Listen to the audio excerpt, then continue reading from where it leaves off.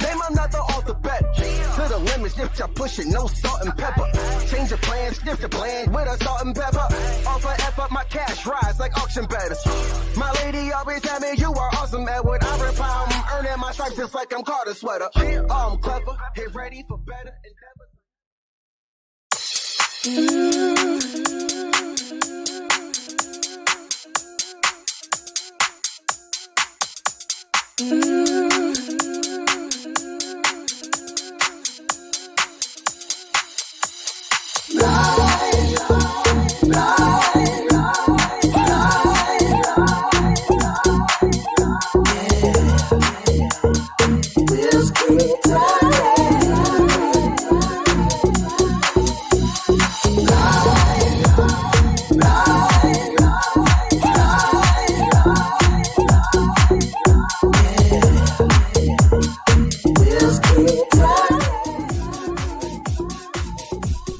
Right, that's what I'm like. I'm looking up. Good morning, happy Friday, beautiful people. Welcome back to Lovebabz, Lovetalk.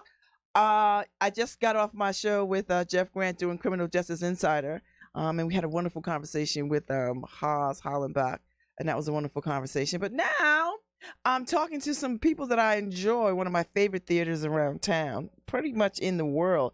The folks from Collective Consciousness Theater, Dexter Singleton, Jason Hall, who's an actor, and Tamika Petway, who was here last time. Hey! So tonight is opening night for Skeleton Crew. That's right. Tonight is opening night for Skeleton Crew by Dominique Morisseau. Yes. And I'm the director for this one. I know. I'm so excited. Yes. And I'm so glad that I get y'all on opening night. Yes. Yeah. So this is what, the third Dominique Morisseau play? Is this the third one y'all have done? Because I think you did. I know we did. Yep. Sunset Baby. Yep. Detroit. Yep, and this is Skeleton Crew. Yeah, the third one that we've done. See, yep, look, of our work. Look That's at me. right. I'm there you go. Right. You're ready. Yeah. I am ready. I'm ready. So the lovely and fabulous Jenny Morris Nelson sent me the press release talking about this. Skeleton Crew has been seen in theaters across the country, including off-Broadway, New York City, at the start of the Great Recession. One of the last auto stamping plants in Detroit is on shaky ground. Each of the workers have to make choices on how to move forward if their plant goes under. Shanita has to decide how she'll support herself and her unborn child. Faye has to decide how and where she'll live. And Daz has to figure out how to make his ambitious dreams a reality. Power dynamics shift as the manager, Reggie, is torn between doing right by his work family and by the red tape in his office. Powerful and tense, Skeleton Crew is the third of the Dominique Morisseau's Detroit Cycle trilogy. So this play seems quite timely. Yes. But what's the what is the era for this time? What is the time set? 2008 at the height of the Great Recession. Oh my gosh, it could be today. Absolutely. Yeah. So why did you pick this one? Like, what made you decide on this? I mean, I know it seems like you all are real fans of Ms. Morrissey's work. Oh yeah, absolutely. Yeah, she's one of the greatest living writers we have. Really a national treasure. And since y'all been doing this work, I've been seeing it pop up in different places. In Connecticut, I've seen other people jumping on this thing. Yeah, we were the first ones to do her work with Detroit 67 many years ago.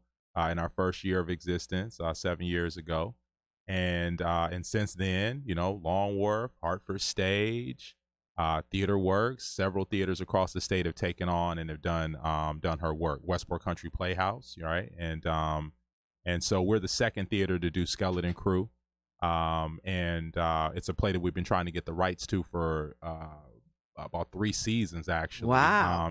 Because I saw an early reading of the play, read a first draft of it that Dom had sent us, and then saw the world premiere production of it in New York City. And so I've been following it for years, and so getting the opportunity to produce it right here in New Haven at home with Collective Consciousness is tremendous. And so now, it's the second in the trilogy, and then we do plan on at some point completing the trilogy with Paradise Blue. But because Paradise Blue was just done in Long Wharf just last season, and I saw we it. want to wait a few years, but we want to complete all 3. Okay. Yeah. So, Collective Consciousness Theater is a community-based professional theater company dedicated to social change through performances, workshops, and community conversations. So y'all not playing. You are deliberately picking productions that sort of give people pause. Like, you have to really take an intellectual leap forward, backwards, left, or right around issues of race, whatever is happening consciously. Yeah, absolutely. In America and in the world. I mean, you are deliberate in that. Absolutely. Yeah. And our mission, right? Living our mission all the way through. And not only, like I said, it's in the work, but it's a mission that Jenny and I live and every day, fighting against, bias and racism in our society, and especially through our work. And every artist that comes on and works with us locally, we hope that they also stay true to the mission in their work and in their lives as well, and believing in what we do, that this kind of work is not just for entertainment, but it can change lives, right? And people leave and they have profound reactions to the work at times. Oh, right? I left the last one. I was like, oh Lord. That was the what was the last one that you did? Pat. Yes, I saw that one. Man, that was powerful. Ooh, I was like, man, I left there thinking, I don't know what to do with this. Like, it took me a few days to like unpack it. Yeah. So Tamika, Miss Petway, what's your character in this play? I am Faye. Okay. Yes. So Faye is she's the OG of the group. That's right. She's been at the plant the longest, and so she's carrying a lot on her shoulders, not only her own personal burdens and issues, but the problems of Reggie, Des, Shanita. And so what did you draw? Did you pull from your own life? Like, did you have people in your family who worked like at Winchester? Like, cause I grew up in New Haven. Yeah. So there was like Winchester, Olin. I mean, there was a bunch of little factory kinds of places. The Sargent is people still work at Sargent, or I don't know if it's still called Sargent, but whatever it is over there on Long Wharf Drive. Did you pull from the experiences of people you knew, or like, how did you prepare for this woman? Yeah, sure thing. I will tell you, Dexter gave us a lot of background. Really? I'm from Detroit. Yeah, born and raised. Yeah. So this is real for you, right? Like, and that's the connection, right, to Dominique and her work and the trilogy, right? Because Detroit 67 is about my neighborhood that I lived in. Yeah. Wow. And her and I grew up just a few blocks apart. Okay. And so that's the why I love her work. The main reason is because it's about my city. Do you know her? Yeah, I know her. Okay. Yep, absolutely. Okay. Yeah. All right. Yeah, so a lot of the background information came from Dexter. There was a lot of things that I was truly enlightened on when just learning about just the plant life and what folks were experiencing in Detroit, and just misconceptions I had about working in plants. My grandmother did work at Winchester. Really? Yeah, years ago. She's 91, 90, somewhere around.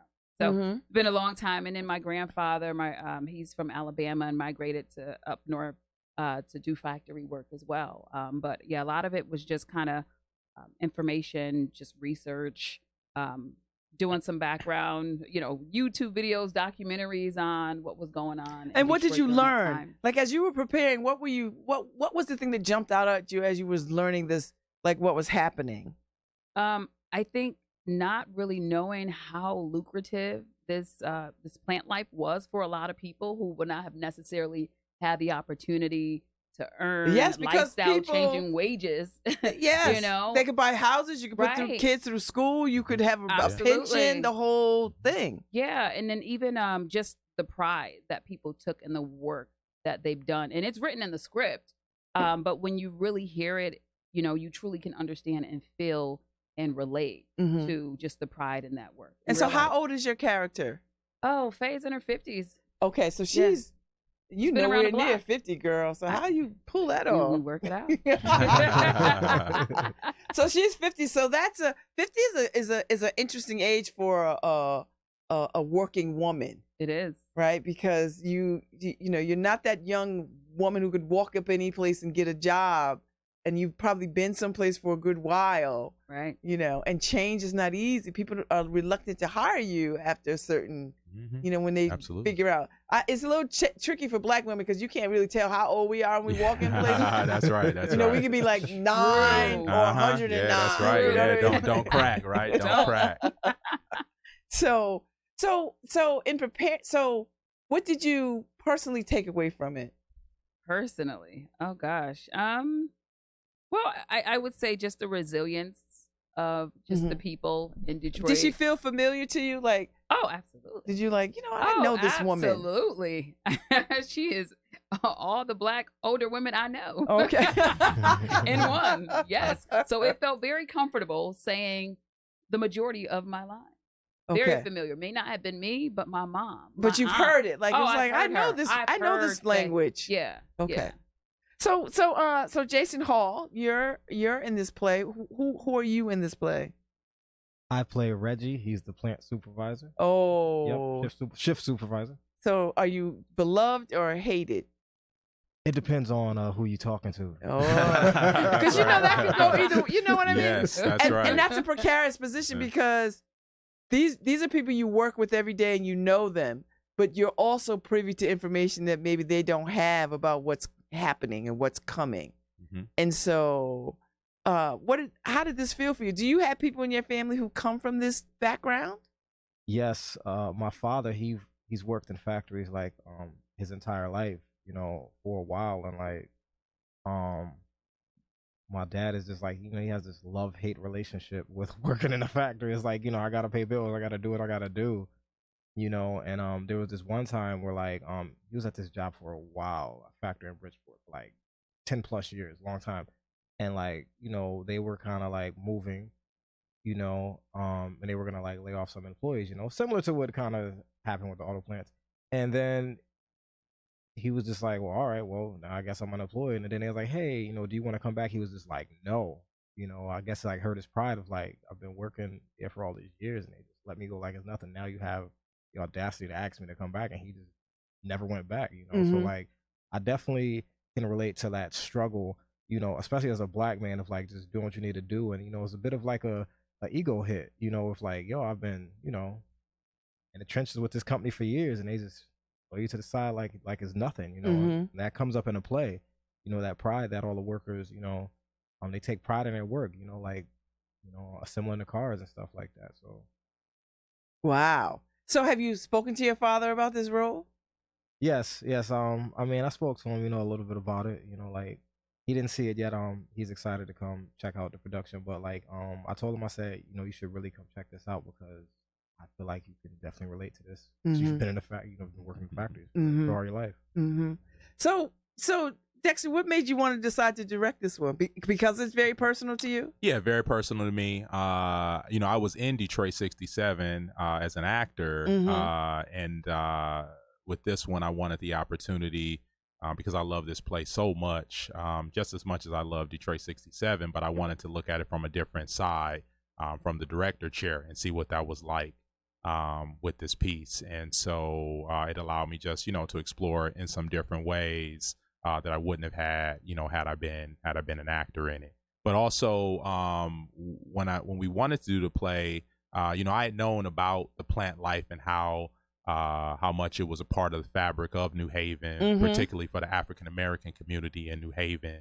But then once we decided that we were going to do it, and I would tell people about it, Jenny and I, then people started telling us all these stories about the Winchester Arms plant and people working at Pratt Whitney and working at the Sargent plant and Sikorsky, but particularly with the Winchester Arms factory, and how so many Black people moved here to work at Winchester Arms, and then ultimately bought homes, a lot of homes in New Hallville. Yes. And at one point, you know, I was just talking to somebody about this just a night or two ago about how the jazz scene right on Dixwell and all the people, the Monterey, absolutely, I mean, exactly, I mean, it was a and whole thriving community, exactly, and all the people who were buying homes that had that disposable income, that were working at the Winchester Arms factory, and how all of that kind of worked together. And then once the plant closed, you know, what that did for a lot of families in New Haven, what that did for, you know, neighborhoods, and you know, a lot of us, you know, we know that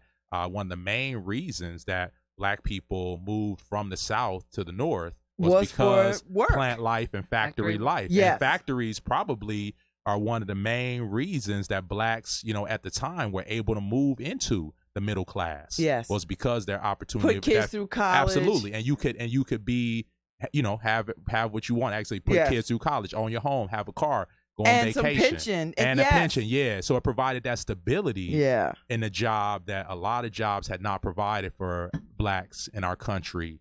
And so, it was a main source for us. And, we all have, as African Americans in this country, have a lot of stories, I'm sure, about our people working at the plants. But it's a big part of the fabric and the history of New Haven, which is a beautiful thing. And this is such a very, even though this happened in the early 2000s, it's still very happening now. Yeah. Like it's still very much a part of the American story. Absolutely. I watched the Obama film Factory, and how the Japanese folks that come over and buy a plant, take over this plant. Have you seen the documentary? I have not seen it, but I've heard a lot of good things about it. It is stunning how they come to this plant somewhere in the Midwest somewhere and take over and bring their sensibilities that are not our sensibilities on how we are about collective bargaining, and there's things that we don't allow happen in our plants that happen in their plants, and it is stunning to see the differences.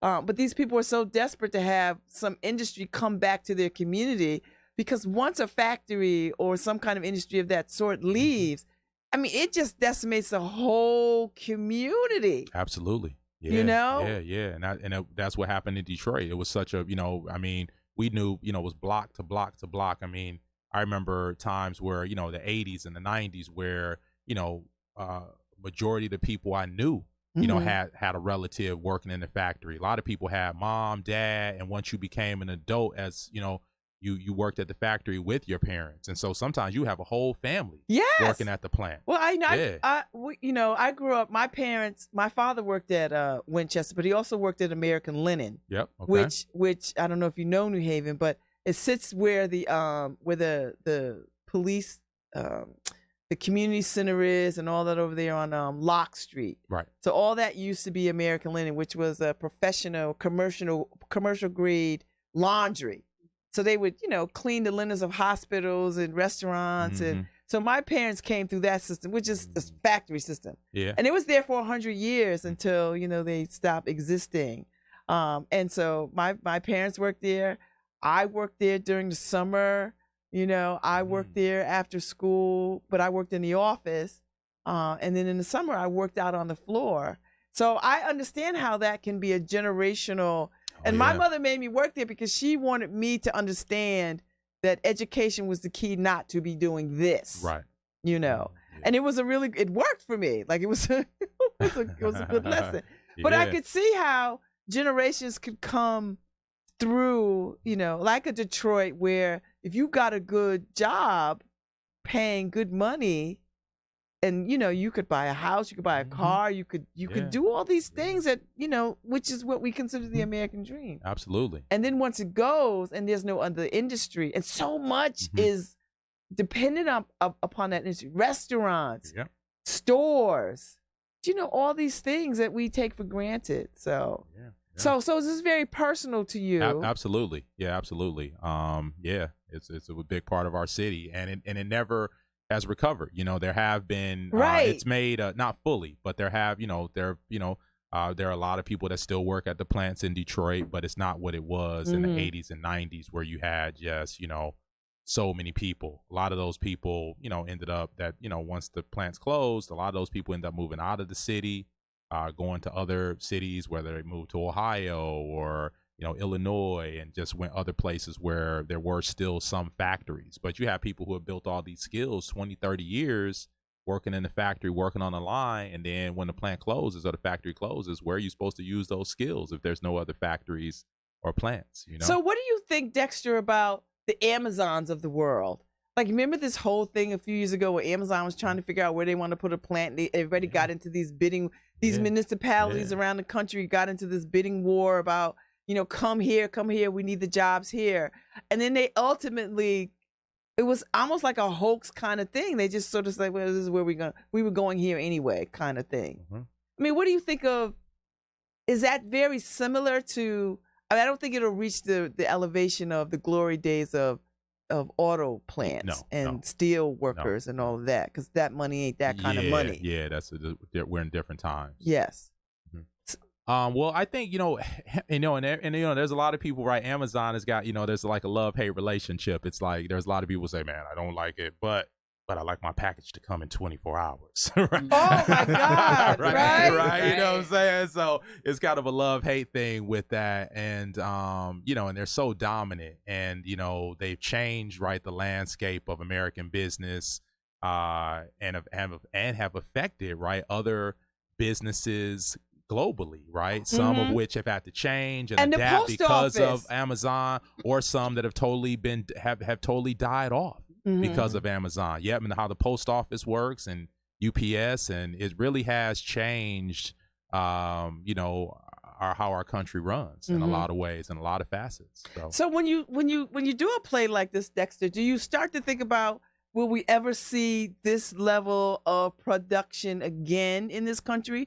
I mean, do you think that we could ever see that again with putting people back to work that way? Or what do you say? I mean, because now we're talking artificial intelligence. Now we're talking drones, and people want their stuff right now. And I want to order it now, and by the time I get off my gadget, I want it to be at my door. Yeah. And they're trying to make that happen for people. Yeah, but it's hard to have the factory life and working with your hands. We know when you work with your hands, it takes time, right? And that's part of the art of it, the joy of it, the love of it, is that figuring it out and working with your hands and having it having it develop over days or weeks or months or years, right? And now we're in a society, because of technology, where everybody wants everything right now. And so what happens to the person that works slow, that takes their time, that works with their hands, right? That can work with efficiency. But when you work with something with your hands, it takes time to build it. And in a society where everybody wants everything now, it's like, where does working with your hands and those skills and those labor, where does that fit in now, right? It's got to be, redesigned and, changed in a lot of ways, and look at, how can some of that labor be put toward more technology now than how it used to be, right? So Jason, what do you take away from this production? Because you're young, so this is not really your story. You're telling the story, but this is not really your story, but it does influence you. What do you take away from this? What did I take away from this? And and most importantly, being in the managerial setting, like, you are the guy, you're the manager guy, you're the bridge between the folks who are doing the work and the folks who are making decisions about the work, which is, I always find, the most precarious position, particularly if you look like the people who are doing the work. I mean, the thing that I really would take from this play is just like the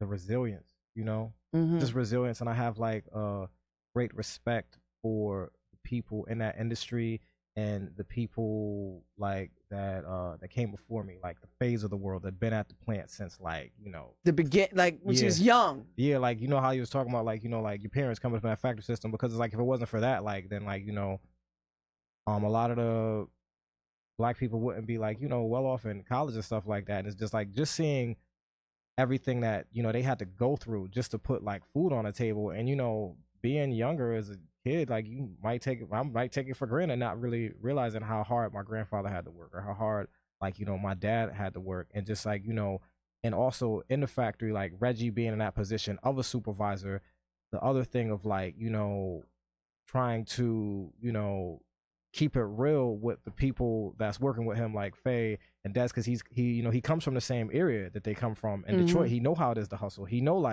if he wasn't at the plant, he might be a young Black man out there hustling or doing something illegal to feed his family. So he has to sit there and like make sure that they're good, but also have to like please his boss here is coming down on him about certain stuff that might affect Faye and them. So it's like just being, you know, a supervisor as a black man, realizing like, yo, this is not an easy thing to do. Because do you throw your like morals out the window? Do you just be heartless and do your job to get a paycheck to make sure you straight?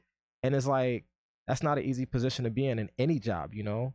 Me and Dexter talked about this before, how like, you know, sometimes you get promoted to like supervisor and it's just like, oh, Jay, you gonna come down on us now, man? Like you used to come back from break late with me like 2 years ago when you was working the line, and it's just like, you're like, yo, I'm trying to do my job. I got a mortgage to pay. I got kids to feed. You know, so you know, and that's a very real dilemma that people find themselves in, particularly when you come up through the ranks, right? And now you have friendships that you want to maintain, but now you're in this other realm of work and your loyalties are pushed to the test, right?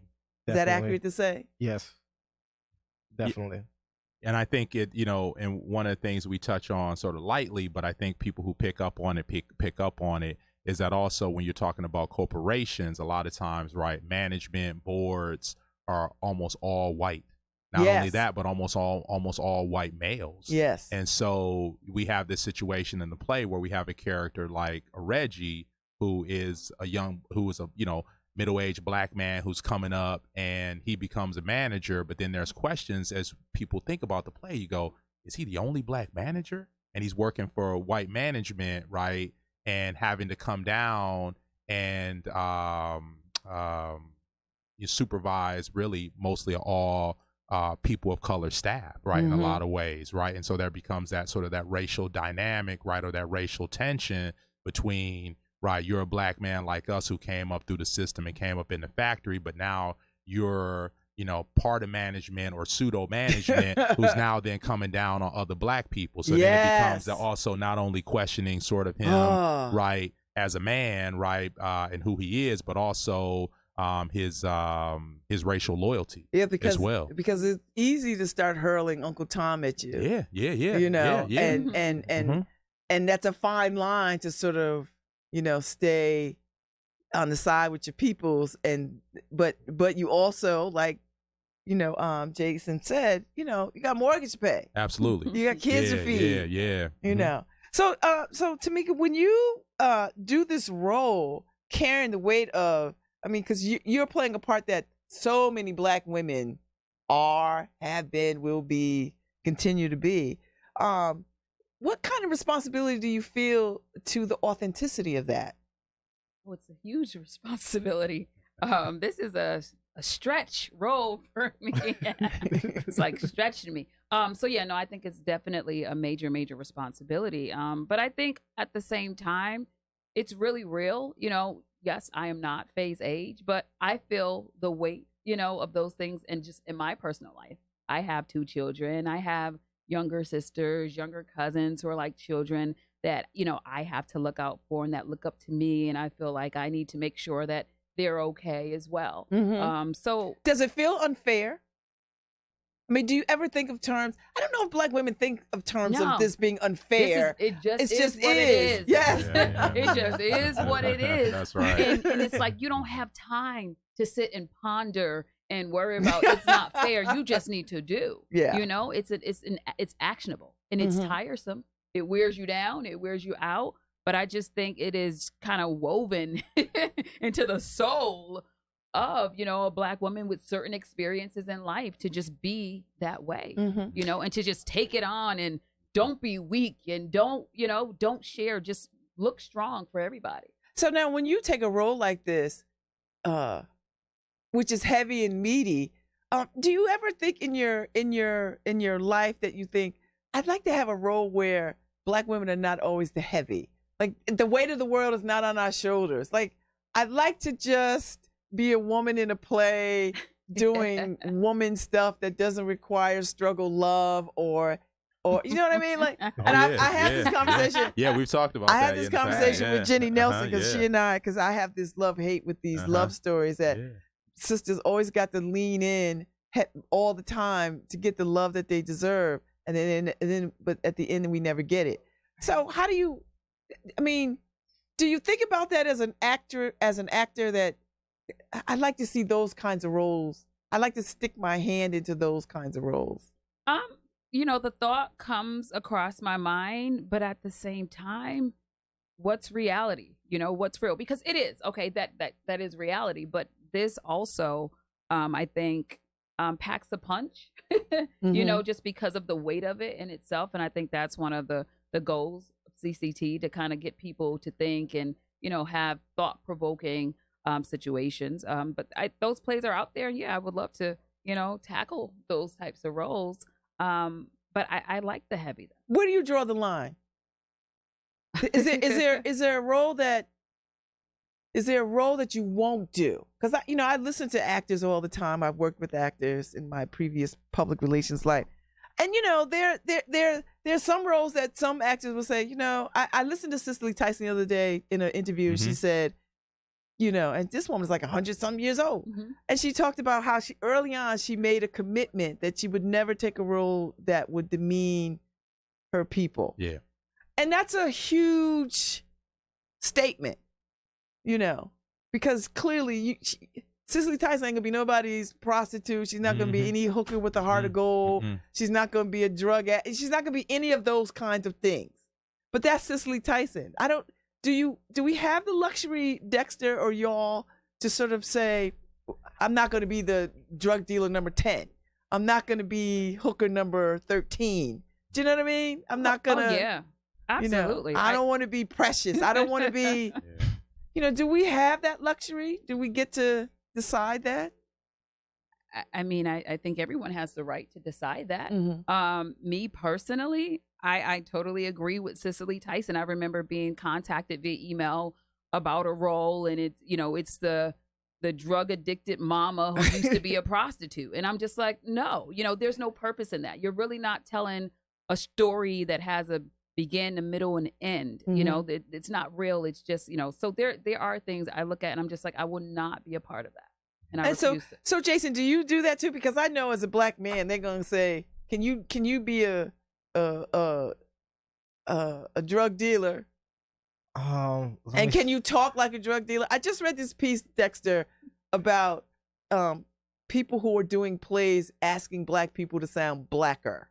Oh yeah, whatever. That's a whole nother. That's a whole plan itself, right? Is that we go through that all the time of going to auditions, right, and having producers or casting people say to us, and we all can tell stories. And do you stand there, look at them like I don't know what you mean? Yeah, exactly. Because I've been told, in auditions, right, do it like the black guys do it, or can you be blacker, or can you sound drop the proper talk, right, and just talk like a black guy, right? They'll be straightforward with you about it in those auditions, and some of those are pretty big auditions where people are, might be for a film, might be for a TV show or high level play. But that's a big part of the industry, and that's a big part of why I founded Collective Consciousness, so that we would not have those types of things happening within our walls, right? We were going to bring roles that show black people, right, in their full scope, right? If we do have a role where somebody's playing a drug dealer or some sort of a, type of person like that there's always a full circle and a full scope to it. So you see why and the hows and, why they're doing it, and always having those positive messages. And we always make sure in our plays, even though they might be heavy, we never, ever demean, black people. Right, ever on any level, right? We always show that full rounded scope of it, and you're gonna see black folks coming out of our plays, right? Our characters, and you're gonna understand them in their full scope. And they might not make always the right decisions all the time, or what we deem to be right or correct, but you also see that they have love.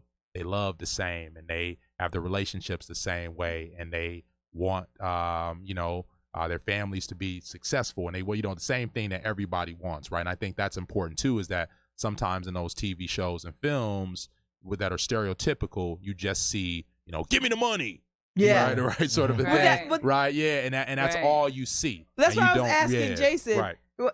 Are there roles that you won't do, like if they say, I need you to take a role that says nigga, nigga, nigga, give me the gun, let me slap you up against the wall. You know, I mean, does that, or do you say I'm a step? Because I ask this of artists all the time, and I get different feedback from it.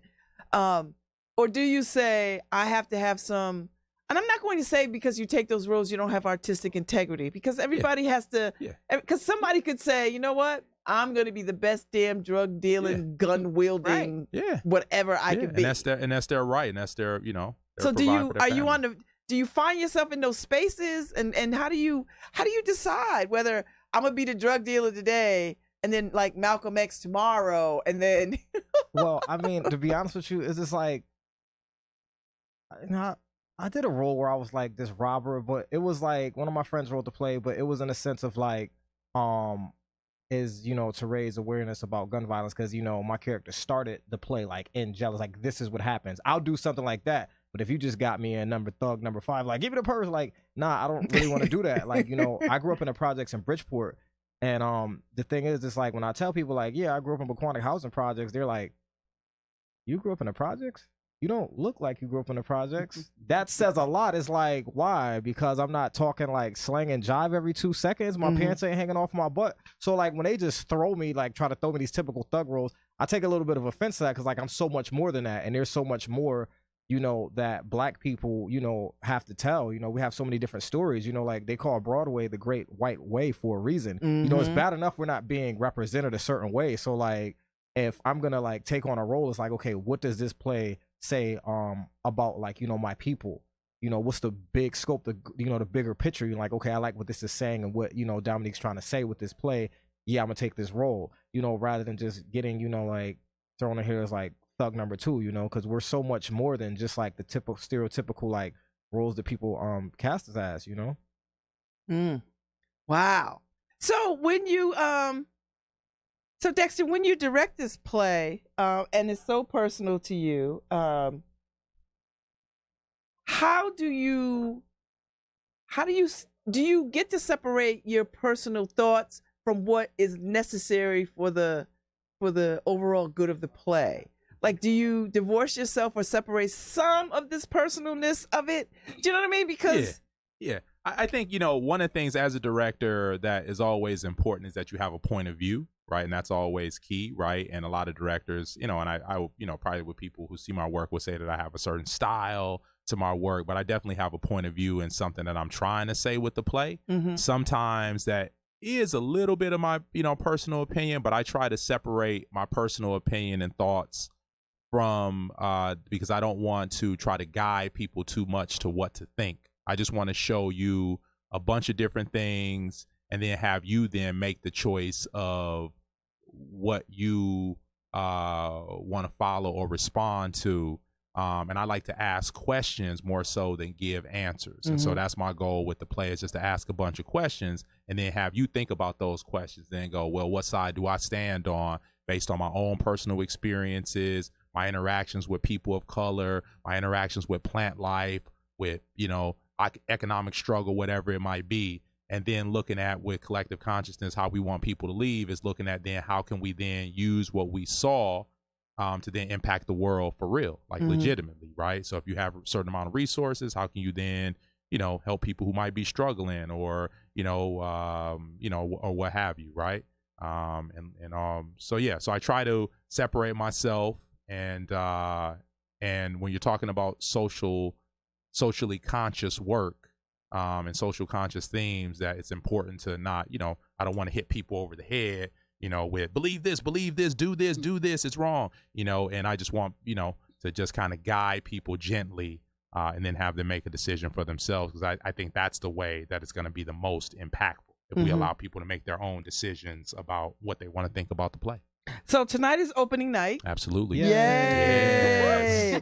And the play runs March 5th through the 7th, the 12th, the 14th, and the 19th through the 21st, and then the 22nd, March 22nd. Yeah, through March 22nd. Weekends, right, Thursday through Saturday, with the Sunday matinee as well as the on the 22nd. And tickets are $25. $25 for adults, $10 for students. Every Thursday is pay what you can. Yes. We had a great... It says it right here on the Yes, on the absolutely. flyer. Yeah. And we had a great night last night to start us off with. And, you know, we have the most diverse audiences of any theater in New Haven. And so, you know, that's what we want people to see. And it's something there for all ages, right? We want teens to come as always. We want, you know, families to come, right? We want people, adults of all ages, and then hopefully discuss those things, right? We're also going to have talkbacks on our 2 Saturdays coming up, not tomorrow, but our 2nd and 3rd Saturday. And we're going to be having guests from the community. We're going to be talking about labor unions. We're going to be talking about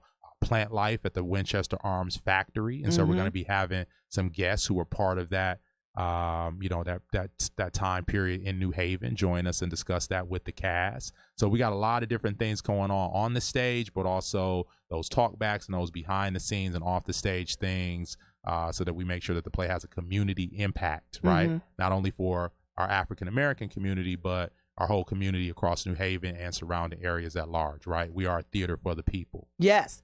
And so, and we're about to wrap this up, but I know that you've been in conversation with Jacob Padron over at Long Wharf Theater, which I love this potential of this, because this, you know, 2 men of color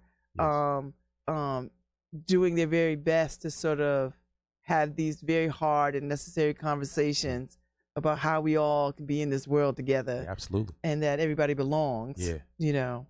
And so I'm interested in following that relationship and see, you know, I know you can't talk a lot about like what that's going to be, but I hear some rumblings that something is cooking.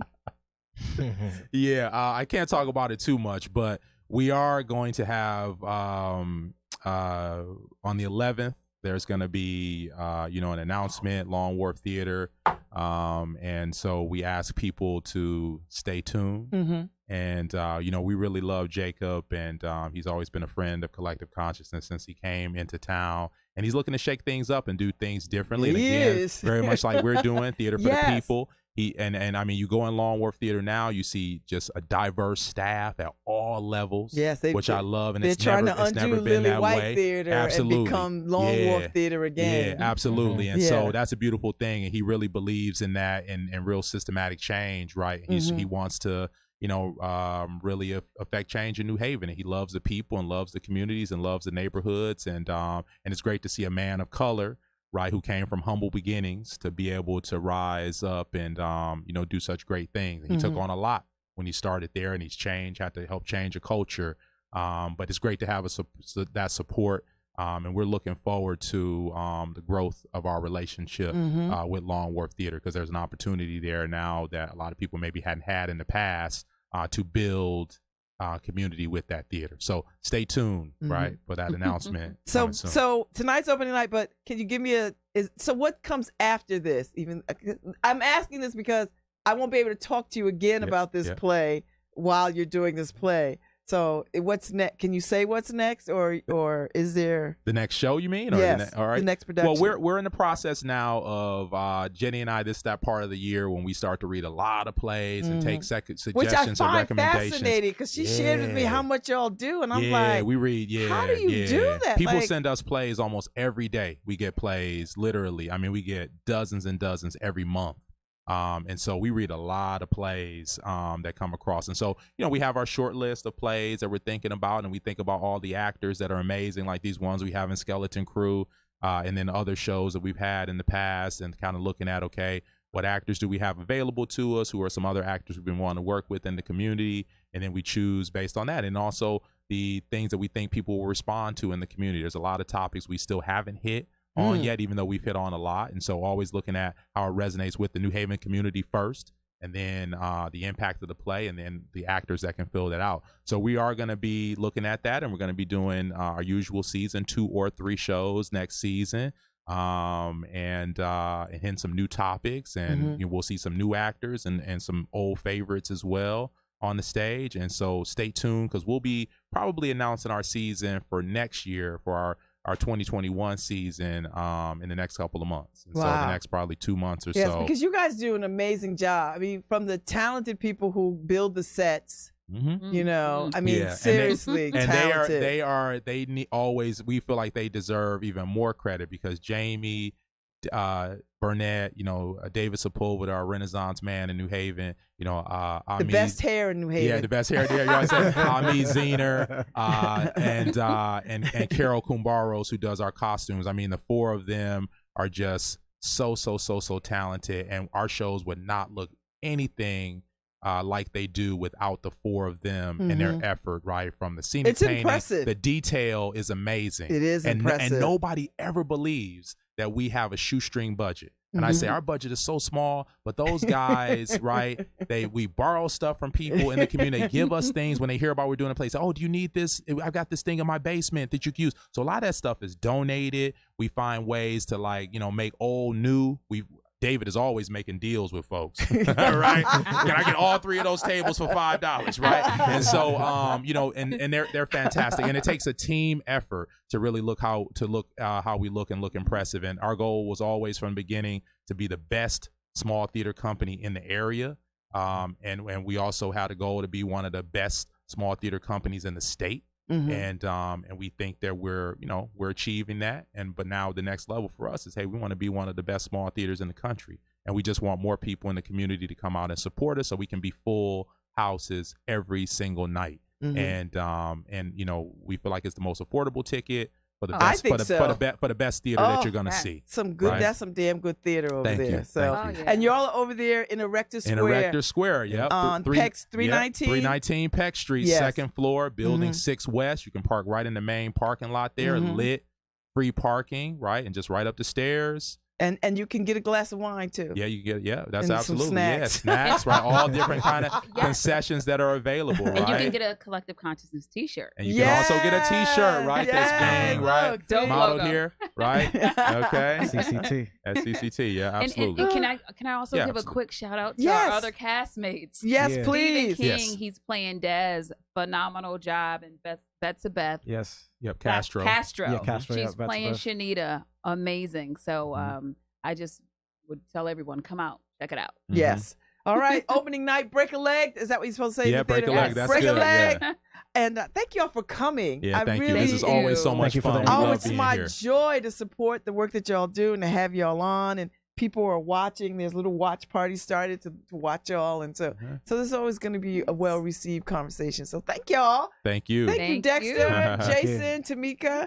And I look forward to seeing this show and just, walking away feeling wonderful. So thank y'all. Yeah, thank you so much. And good luck.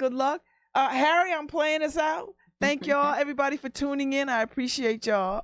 We'll see y'all. Happy Friday.